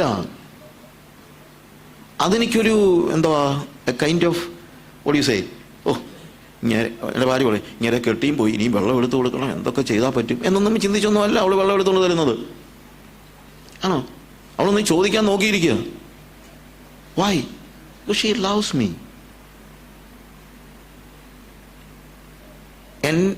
എൻ്റെ സ്നേഹം, കർത്താവിനോടുള്ള എൻ്റെ സ്നേഹം കർത്താവെ കർത്താവെ എന്ന് വിളിക്കുന്നതിലല്ല, അനുസരിക്കുന്നതിലാണ് ഇരിക്കുന്നത്. ഒബേ. അത് ഇന്ത്യൻ പീനൽ കോഡ് വെച്ച് എന്നെ അനുസരിപ്പിക്കുന്നതൊന്നുമല്ല. അത് ഞാൻ ഹൃദയത്തിൻ്റെ ഉള്ളിൽ നിന്ന് സ്നേഹത്തിൽ എനിക്കൊരു അവസരം കിട്ടുകയാണ്. When I get a chance to do something for my God, when I get a chance to obey my Jesus, that delights. I delight in that. ഞാൻ അതിനകത്ത് സന്തോഷിക്കുന്നു. പക്ഷെ അനുസരണമുണ്ട്. അനുസരണം ഒഴിവാക്കാൻ പറ്റില്ല. വിശ്വാസം മാത്രം പോരാ, അനുസരണം വേണം. ഹല്ലേലൂയ. കർത്താവിനോട് ഞാൻ പറയാണ്, യഹോവയോട് പറഞ്ഞത്, നീ എൻ്റെ കർത്താവാകും. കർത്താവ് നമ്മൾ ഈ വാക്കുകളൊക്കെ ഒന്ന് ഞാൻ പറയട്ടെ, ഈ സെറിനിറ്റി എന്നൊക്കെ പറയുന്ന സാധനം, ഈ ദൈവത്തിൻ്റെ വചനം ഒന്ന് ഒന്നുകൂടെ നമ്മൾ ഹൃദയത്തിൽ നിന്ന് പറഞ്ഞാൽ മതി, സെറിനിറ്റി ഉണ്ടാകും. ഇതൊന്ന് വായിച്ചിട്ട് നിങ്ങളൊന്ന് പറ. സങ്കീർത്തനം വായിച്ചുകൊണ്ടിരിക്കുമ്പോൾ നിങ്ങളൊന്ന് പറ, yes Lord, that's my prayer. വെറുതെ ഇങ്ങനെ വായിച്ചു പോകാതെ അതിനെ നമ്മൾ ധ്യാനിക്കുക എന്നൊക്കെ പറയുമല്ലോ. It is not just reading. കർത്താവിനോടൊന്ന് പറ, കർത്താവേ, ഈ വാക്കുകളൊക്കെ കർത്താവിനോടൊന്ന് തിരിച്ചു പറ. നീ എൻ്റെ കർത്താവാകുന്നു, നീ ഒഴി എനിക്ക് ഒരു നന്മയുമില്ല, ഒരു നന്മയുമില്ല. എന്നിട്ട് ഞാൻ പെട്ടെന്ന് താഴോട്ട് പോവുകയാണ്. 5-ാമത്തെ വാക്യം, അളവുനൂൽ എനിക്ക് മനോഹര ദേശത്ത് വീണിരിക്കുന്നു, അതെ എനിക്ക് നല്ലൊരു അവകാശം ലഭിച്ചിരിക്കുന്നു. എനിക്ക് ബുദ്ധി ഉപദേശിച്ചു തന്ന യഹോവയെ ഞാൻ വാഴ്ത്തും. അളവുനൂൽ എനിക്ക് മനോഹര ദേശത്ത് വീണിരിക്കുന്നു. എനിക്ക് വസ്തു എഴുതി കിട്ടുമെന്നൊന്നും അല്ല ഇതിൻ്റെ അർത്ഥം. എനിക്ക് നല്ല ഒരു അവകാശം ലഭിച്ചിരിക്കുന്നു. എന്താ അവകാശം? Jesus is my portion. യേശുവാണ് എൻ്റെ അവകാശം. അല്ലാതെ ഞാൻ യേശുവിനെ കർത്താവാക്കിയപ്പോൾ എനിക്ക് അല്ലേ അളവുന്നൂൽ എനിക്ക് മനോഹര ദേശത്ത് വീണിരിക്കുന്നു, ഉടനെ വലിയൊരു പ്ലോട്ട് ഓഫ് ലാൻഡ് എനിക്ക് കിട്ടിയെന്നുള്ള അർത്ഥമൊന്നുമല്ല. കാര്യം നേരത്തെ തന്നെ അവൻ കർത്താവിനോട് പറഞ്ഞു, എന്തുവാ, നീ ഒഴികെ എനിക്കൊരു നന്മയും ഇല്ല, നീ മതി. കർത്താവ് പറഞ്ഞു, ശരി എന്നാ എന്നെ എടുത്തു. കർത്താവിനോട് നീ മാത്രം മതിയെന്ന് പറഞ്ഞാൽ കർത്താവ് പറയും, എന്നാ എടുത്തോളാൻ പറയും. നിങ്ങൾ എന്തിനെ സ്നേഹിക്കുന്നു അത് നിങ്ങൾക്ക് കിട്ടും എന്ന് ഞാൻ സാധാരണ പറയാറുണ്ട്, നോർമൽ വേയിൽ. അത് ആപ്തവാക്യമായിട്ടൊന്നും എടുക്കണ്ട, എങ്കിലും അതൊരു ഫാക്റ്റാണ്. If you love money you will have money. അത് നമ്മൾ കാണുന്ന കാര്യമാണ്. പണത്തെ സ്നേഹിക്കുന്നവന് പണം കിട്ടുന്നുണ്ട്. പണത്തെ സ്നേഹിക്കുന്നവനേ പണം കിട്ടത്തുള്ളൂ. കാര്യം പണത്തെ സ്നേഹിക്കുന്നില്ലെങ്കിൽ കിട്ടുന്നതെല്ലാം അവൻ ചിലവാക്കുമല്ലോ. അപ്പം ഇവനെന്തുണ്ടാകത്തില്ല, ധനികനാകുന്ന പ്രശ്നം ഇല്ല. അപ്പോൾ പണത്തെ സ്നേഹിക്കുന്നവന് പണം ലഭിക്കും, യേശുവിനെ സ്നേഹിക്കുന്നവൻ യേശുവിനെ ലഭിക്കും. If you love money you will have money. If you love Jesus you will have Jesus. നമുക്ക് എന്തുകൊണ്ട് യേശു ഇല്ലാതെ പോകുന്നു? മറ്റൊന്നുമല്ല, we truly do not love Jesus. Truly എന്നുള്ള വാക്ക് നമ്മൾ ആരും ദൈവത്തെ സ്നേഹിക്കുന്നില്ല, യേശുവിനെ സ്നേഹിക്കുന്നില്ല എന്നുള്ളതല്ല. ട്രൂലി ലവ് എന്ന് പറയുമ്പോഴത്തേക്ക് മറ്റുള്ളതില്ലാതെ തന്നെ സ്നേഹിക്കുന്നതിനെയാണ്. നിന്റെ ദൈവമായ കർത്താവിനെ പൂർണ്ണ ഹൃദയത്തോടും പൂർണ്ണ മനസ്സോടും പൂർണ്ണ ആത്മാവോടും കൂടെ സ്നേഹിക്കണം. പൂർണ്ണ ഹൃദയത്തോടെ. അവിടെയാണ് നീ ഒഴികെ. പൂർണ്ണ എന്ന് പറഞ്ഞു കഴിഞ്ഞാൽ കംപ്ലീറ്റ് ആണ്. പിന്നെ അതിനകത്തൊന്നും ചേർക്കാൻ പറ്റില്ല, ആഡ് ചെയ്യാൻ പറ്റാത്ത നിലയിൽ. അതുകൊണ്ട് ഞാൻ പറഞ്ഞു, truly love. If you truly love Jesus you will have Jesus. Mix ചെയ്യാൻ പാടില്ല. മറ്റുള്ളതിനെയും യേശുവിനെയും കൂടെ ഒരുമിച്ച് കൊണ്ടുപോകാനായിട്ട് നിങ്ങൾ പരിശ്രമിക്കരുത്. നിങ്ങൾക്ക് കഴിക്കാനും കുടിക്കാനുള്ളതൊക്കെ കർത്താവ് തരും. നിങ്ങളുടെ ആവശ്യങ്ങളൊക്കെ കർത്താവ് നിർവഹിക്കും. നിങ്ങൾക്ക് പ്രതിസന്ധി ഉണ്ടെങ്കിൽ കർത്താവിൻ്റെ അടുത്ത് എന്ന് പറഞ്ഞാൽ ഒരു കുഴപ്പമില്ല. നിങ്ങൾക്ക് വീടില്ലെങ്കിൽ വീടിൻ്റെ കാര്യം കർത്താവിനോട് പറഞ്ഞു. ഇതൊന്നും പറയരുതെന്നും കർത്താവ് പറഞ്ഞൊന്നുമില്ല. ഇതൊന്നും ഉപയോഗിക്കരുതെന്നും പറഞ്ഞില്ല. പക്ഷെ കർത്താവ് തരുന്നതിൽ നമ്മൾ സംതൃപ്തരായിരിക്കണം, അത്രയേ ഉള്ളൂ.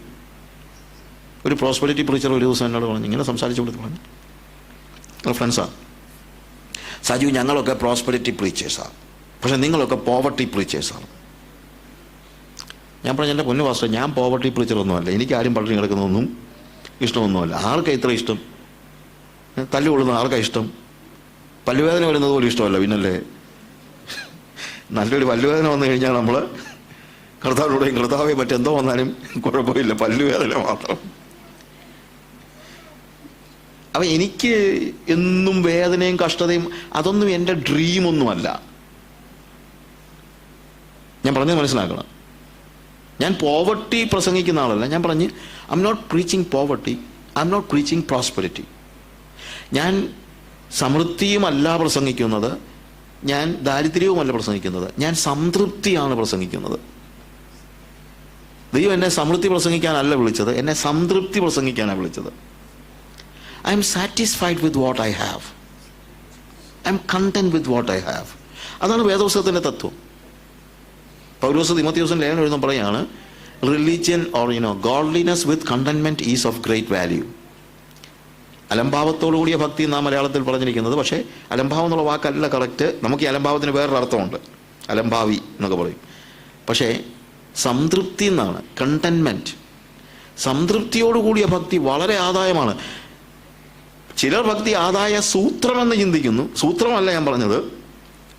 അതുകൊണ്ട് ഭക്തി ആദായ സൂത്രമെന്ന് ചിന്തിക്കുന്നത് ഞാൻ ആദ്യമൊക്കെ ചിന്തിച്ചത് ഈ സുവിശേഷ വേലയ്ക്ക് വേണ്ടി കിട്ടുന്ന കാശൊക്കെ എടുത്ത് സ്വന്തമാക്കുന്ന ആളുകളുണ്ടല്ലോ, ഭക്തി ആദായ സൂത്രം. അത്രയൊന്നും പോകേണ്ട പ്രിയുള്ളൂ. അവിടുത്തെ അർത്ഥം ഇത്രയേ ഉള്ളൂ, കർത്താവിനെ വിളിച്ചാൽ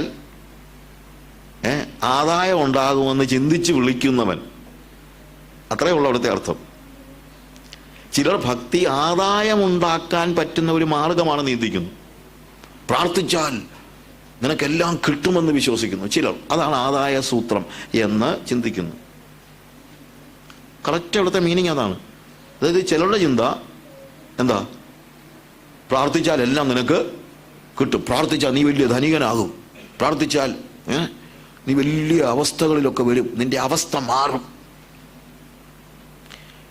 നമ്മുടെയൊക്കെ, ഞാൻ ആദ്യമൊക്കെ ഗൾഫിൽ വരുമ്പോൾ പെന്തിക്കോസുകാരിൽ അങ്ങനെ ആർക്കും ലാൻഡ് ക്രൂസറും ഒന്നും ഞാൻ കണ്ടിട്ടൊന്നുമില്ല.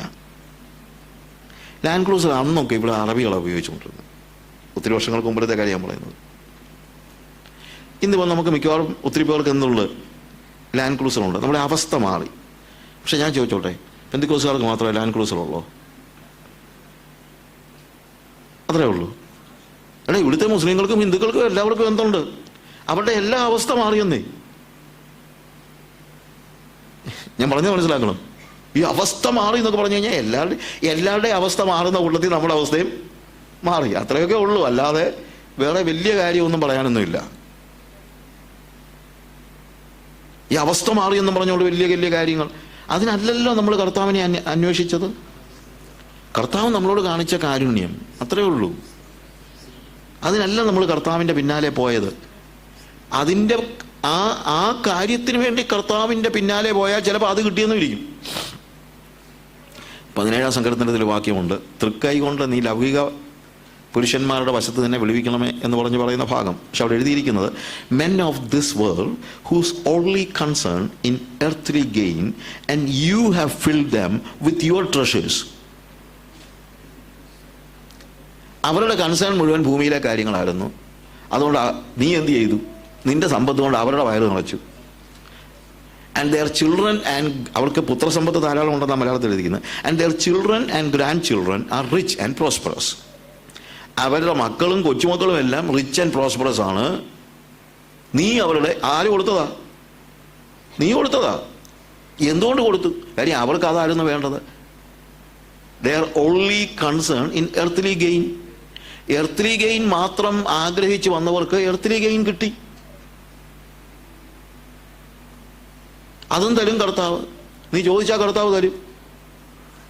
പക്ഷേ സങ്കീർത്തനക്കാരൻ പറയുന്നത്, ഞാനോ നീതിയിൽ നിന്റെ മുഖം കാണും, ഞാൻ ഉണരുമ്പോൾ നിന്റെ രൂപം കണ്ട് തൃപ്തനാകും. I shall be satisfied seeing your face in righteousness.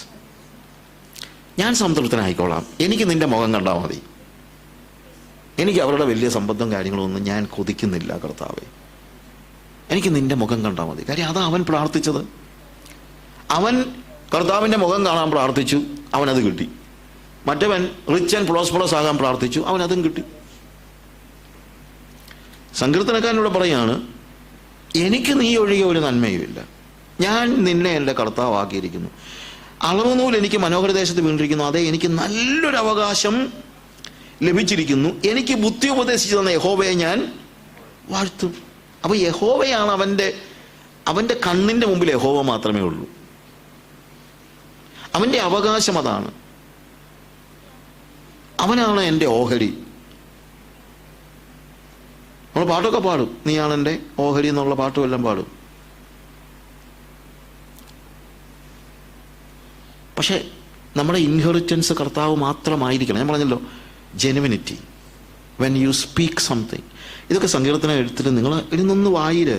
I have set the Lord. അവിടെ എഴുതിയിരിക്കുന്ന വാക്ക് താഴെ വേഴ്സ് 8 വായിക്കുമ്പോൾ, ഞാൻ യഹോവയെ എപ്പോഴും എൻ്റെ മുമ്പിൽ വെച്ചിരിക്കുന്നു. I have set the Lord always before me. എൻ്റെ മുമ്പിൽ ഞാൻ വെച്ചിരിക്കുന്നത് പണമല്ല, എൻ്റെ മുമ്പിൽ ഞാൻ വെച്ചിരിക്കുന്നത് പദവികളല്ല. എന്നെങ്കിലും ഒരിക്കൽ IPCയുടെ പ്രസിഡന്റ് ആകാമെന്ന് പറഞ്ഞൊന്നും അല്ല ഞാൻ നടക്കുന്നത്. എൻ്റെ മുമ്പിൽ ഞാൻ വെച്ചിരിക്കുന്നത് യഹോവയാണ്. I have set the Lord always before me because he is at my right hand. I shall not be shaken. He is at my right hand. എൻ്റെ വലത്തുഭാഗത്ത് എന്ന് പറയുന്നത് ഈ റൈച്ചസ്നെസ് എന്നുള്ള വാക്ക് പോലും അതിനകത്തുനിന്ന് ഉണ്ടാകുന്നത്, നീതി എന്ന വാക്ക് പോലും ഉണ്ടാകുന്നത് റൈറ്റ് എന്ന് പറയുന്ന വാക്കിൽ നിന്നാണ്. എന്തുകൊണ്ടാണ് ഈ റൈറ്റിന് വലിയ പ്രത്യേകത ബൈബിളിൽ കൊടുക്കുന്നതെന്ന് പറഞ്ഞു കഴിഞ്ഞാൽ, അത് അവരുടെ ഫ്രേസാണ്. വലത്തുഭാഗത്തിരിക്കുക എന്ന് പറയുമ്പോൾ പുത്രൻ ഉയർത്തെഴുന്നേറ്റിട്ട് ഇപ്പോൾ എവിടെ ഇരിക്കുന്ന പറയുന്നത്? പിതാവിൻ്റെ വലത്ത് ഭാഗത്ത്. അത് ബിബ്ലിക്കൽ ടെർമിനോളജിയുടെ ഒരു പ്രത്യേകതയാണ്. എൻ്റെ വലത്ത് ഭാഗത്ത് എന്ന് വെച്ച് കഴിഞ്ഞാൽ ദ റൈറ്റ് പ്ലേസ്. അതാണ് എൻ്റെ കൺസേൺ. എനിക്ക് വേറെ ഒന്നുമില്ല. I have set the Lord always before me because he is at my right hand side. ഞാൻ യഹോവയെ എപ്പോഴും എൻ്റെ മുമ്പിൽ വെച്ചിരിക്കുന്നു. അവൻ എൻ്റെ വലത്ത് ഭാഗത്തുള്ളത് കൊണ്ട് ഞാൻ കുലുങ്ങിപ്പോകയില്ല. അടുത്തെന്താണ്? അതുകൊണ്ട് എൻ്റെ ഹൃദയം സന്തോഷിച്ച് എൻ്റെ മനസ്സ് ആനന്ദിക്കുന്നു. എന്താ അതിൻ്റെ അർത്ഥം? അവൻ്റെ മുഴുവൻ സന്തോഷവും ആരിലാണ്? കർത്താവിലാണ്. അല്ലാതെ വസ്തു കിട്ടിയതൊന്നുമല്ല. കർത്താവ് നമുക്ക് എന്തെങ്കിലും തന്നാൽ വാങ്ങിച്ചോ, എനിക്ക് വിരോധമൊന്നുമില്ല. പക്ഷേ അതിനെയും കെട്ടിപ്പിടിച്ചുകൊണ്ടിരിക്കരുത്. ഞാൻ ചിലപ്പോൾ പറയാറുണ്ട്, ഈ സാന്റാക്ലോസ് വരുമ്പം പിള്ളേർക്കൊക്കെ ഭയങ്കര സന്തോഷമാണ്. ആദ്യം ഈ സാന്റാക്ലോസിനെ കാണാൻ ആൾക്കാർ വരുന്നത്, പിള്ളേർ വരുന്നത് ആ താടിയും ആ മുടിയും ഇതൊക്കെ കാണാനുള്ള, ആ കുടവയറും ഒക്കെ ഒന്ന് കാണാനുള്ള മോഹത്തിൽ. സാന്റാക്ലോസിൻ്റെ മുഖത്താണ് കാണുന്നത് മുഴുവൻ. അപ്പോൾ സാന്റാക്ലോസിന് ഒരു 50 പോക്കറ്റുണ്ട്. ഈ പോക്കറ്റിൽ നിന്ന് ഓരോ സമ്മാനം എടുത്ത് ഓരോ പിള്ളേർക്ക് കൊടുക്കും. പ്രശ്നം എന്താണെന്നറിയാമോ? സമ്മാനം കിട്ടിക്കഴിയുമ്പോൾ പിന്നെ പിള്ളേർ സമ്മാനത്തെയാണ് നോക്കിക്കൊണ്ടിരിക്കുന്നത്. ഇത്ര നേരം സാന്റാക്ലോസിനെ നോക്കിയവൻ ഇപ്പം നോക്കുന്നത് സാന്റാക്ലോസിനെ അല്ല, ആരെയാ? സമ്മാനത്തെ, ഗിഫ്റ്റിനെ. ഞാൻ കമ്പയർ ചെയ്യുകയല്ല, പക്ഷേ പലപ്പോഴും സംഭവിക്കുന്ന പ്രോബ്ലം ഇതാണ്. God gives us something and then ദൈവം നമുക്ക് എന്തെങ്കിലുമൊക്കെ നമ്മുടെ ആവശ്യങ്ങൾക്ക് വേണ്ടി കർത്താവ് എന്തെങ്കിലുമൊക്കെ തരും. അവൻ നമ്മുടെ കർത്താവല്ലേ, നമ്മുടെ പിതാവല്ലേ. അവനൊന്നും തരാം. നമ്മളെ പട്ടിണിക്കിടാനൊന്നും അവൻ ആഗ്രഹമൊന്നും ഇല്ല. അവൻ നമുക്ക് എന്തെങ്കിലും തരുന്നു. പക്ഷെ തന്നു കഴിയുമ്പോൾ പിന്നെ നോട്ടം അതിലേക്കായി പോകരുത്. ഞാൻ ദുബായിലുണ്ടായിരുന്നപ്പോൾ ഇംഗ്ലീഷ് ചർച്ചിൽ ഒരാൾ സാക്ഷി പറഞ്ഞു, ഇന്ത്യക്കാരനല്ല. അപ്പം പറഞ്ഞു, ഞാനിവിടെ വന്നതൊരു സ്വീപ്പറായിട്ടാണ്, പക്ഷേ ഞാൻ ആരാധന മുടക്കിയിട്ടില്ല. ഞാൻ ആരാധനയ്ക്ക് നേരെ കയറി വരികയല്ല. ഞാൻ നേരത്തെ തന്നെ വന്ന് ഈ പായെല്ലാം വിരിച്ച് ഇതെല്ലാം തൂത്ത് തുടച്ച് പായെല്ലാം വിരിച്ച് ഞാനിതെല്ലാം വൃത്തിയാക്കില്ല. അവൻ സ്വീപ്പറാണല്ലോ. അപ്പം അതുകൊണ്ട് എല്ലാ കാര്യങ്ങളും ഞാൻ ചെയ്യും. ഇതെല്ലാം കണ്ട് പാസ്റ്ററിന് പറഞ്ഞു, നീ വർഷിപ്പ് ലീഡ് ചെയ്യണമെന്ന്. അതിനുശേഷം ഞാൻ വർഷിപ്പ് ലീഡ് ചെയ്യാൻ തുടങ്ങി. ഞാൻ കർത്താവിനെ ആരാധിച്ചു. കർത്താവ് എന്നെ അനുഗ്രഹിച്ചു. എനിക്കിപ്പോൾ 3 കമ്പനി സ്വന്തമായിട്ടുണ്ട്. അപ്പോൾ എല്ലാവരും ഭയങ്കര സ്വത്രമൊക്കെ പറഞ്ഞു. എന്നിട്ട് പറഞ്ഞു, പ്രിയമുള്ളവരെ, നിങ്ങൾ പ്രത്യേകം പ്രാർത്ഥിക്കണം. പലപ്പോഴും എനിക്ക് സഭായോഗത്തിന് വരാൻ പറ്റുന്നില്ല, ഒത്തിരി ബിസിയായി പോകുന്നു. കാര്യം എന്തുവാ? 3 കമ്പനി സ്വന്തമായിട്ടുണ്ട്. അപ്പം എൻ്റെ ചോദ്യം, എടാ, ഇവനെ സഭായോഗത്തിൽ നിന്ന് മാറ്റിക്കളയുന്ന ഈ കമ്പനി ആര് കൊടുത്തതാണ്?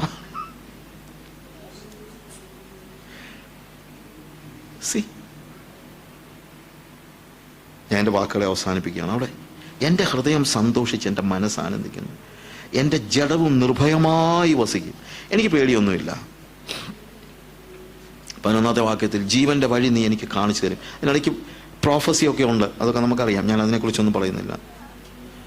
നിന്റെ സന്നിധിയിൽ സന്തോഷ പരിപൂർണതയും നിന്റെ വലത്ത് ഭാഗത്ത് എന്നും പ്രമോദങ്ങളുമുണ്ട്. എവിടെയാണ് എൻ്റെ സന്തോഷം? You make known to me the path of life.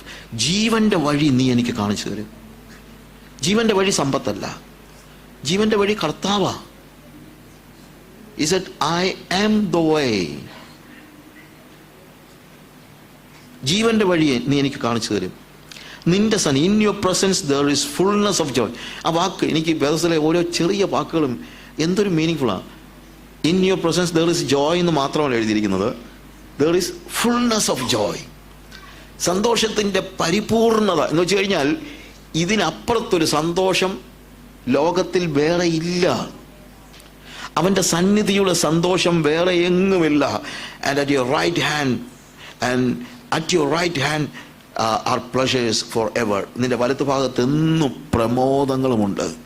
നിന്റെ വലത്ത് ഭാഗത്ത് look to him, he is at the right hand. അവിടെ റൈച്ചസ്നെസ്സും ഉണ്ട്, നീതിയുണ്ട്. അതുകൊണ്ടാണ് 17 സംഗതി, ഞാൻ നീതിയിൽ നിന്റെ മുഖം കാണും. എന്തിനാണ് നമ്മൾ മറ്റുള്ള കാര്യങ്ങൾക്ക് പോകുന്നത്?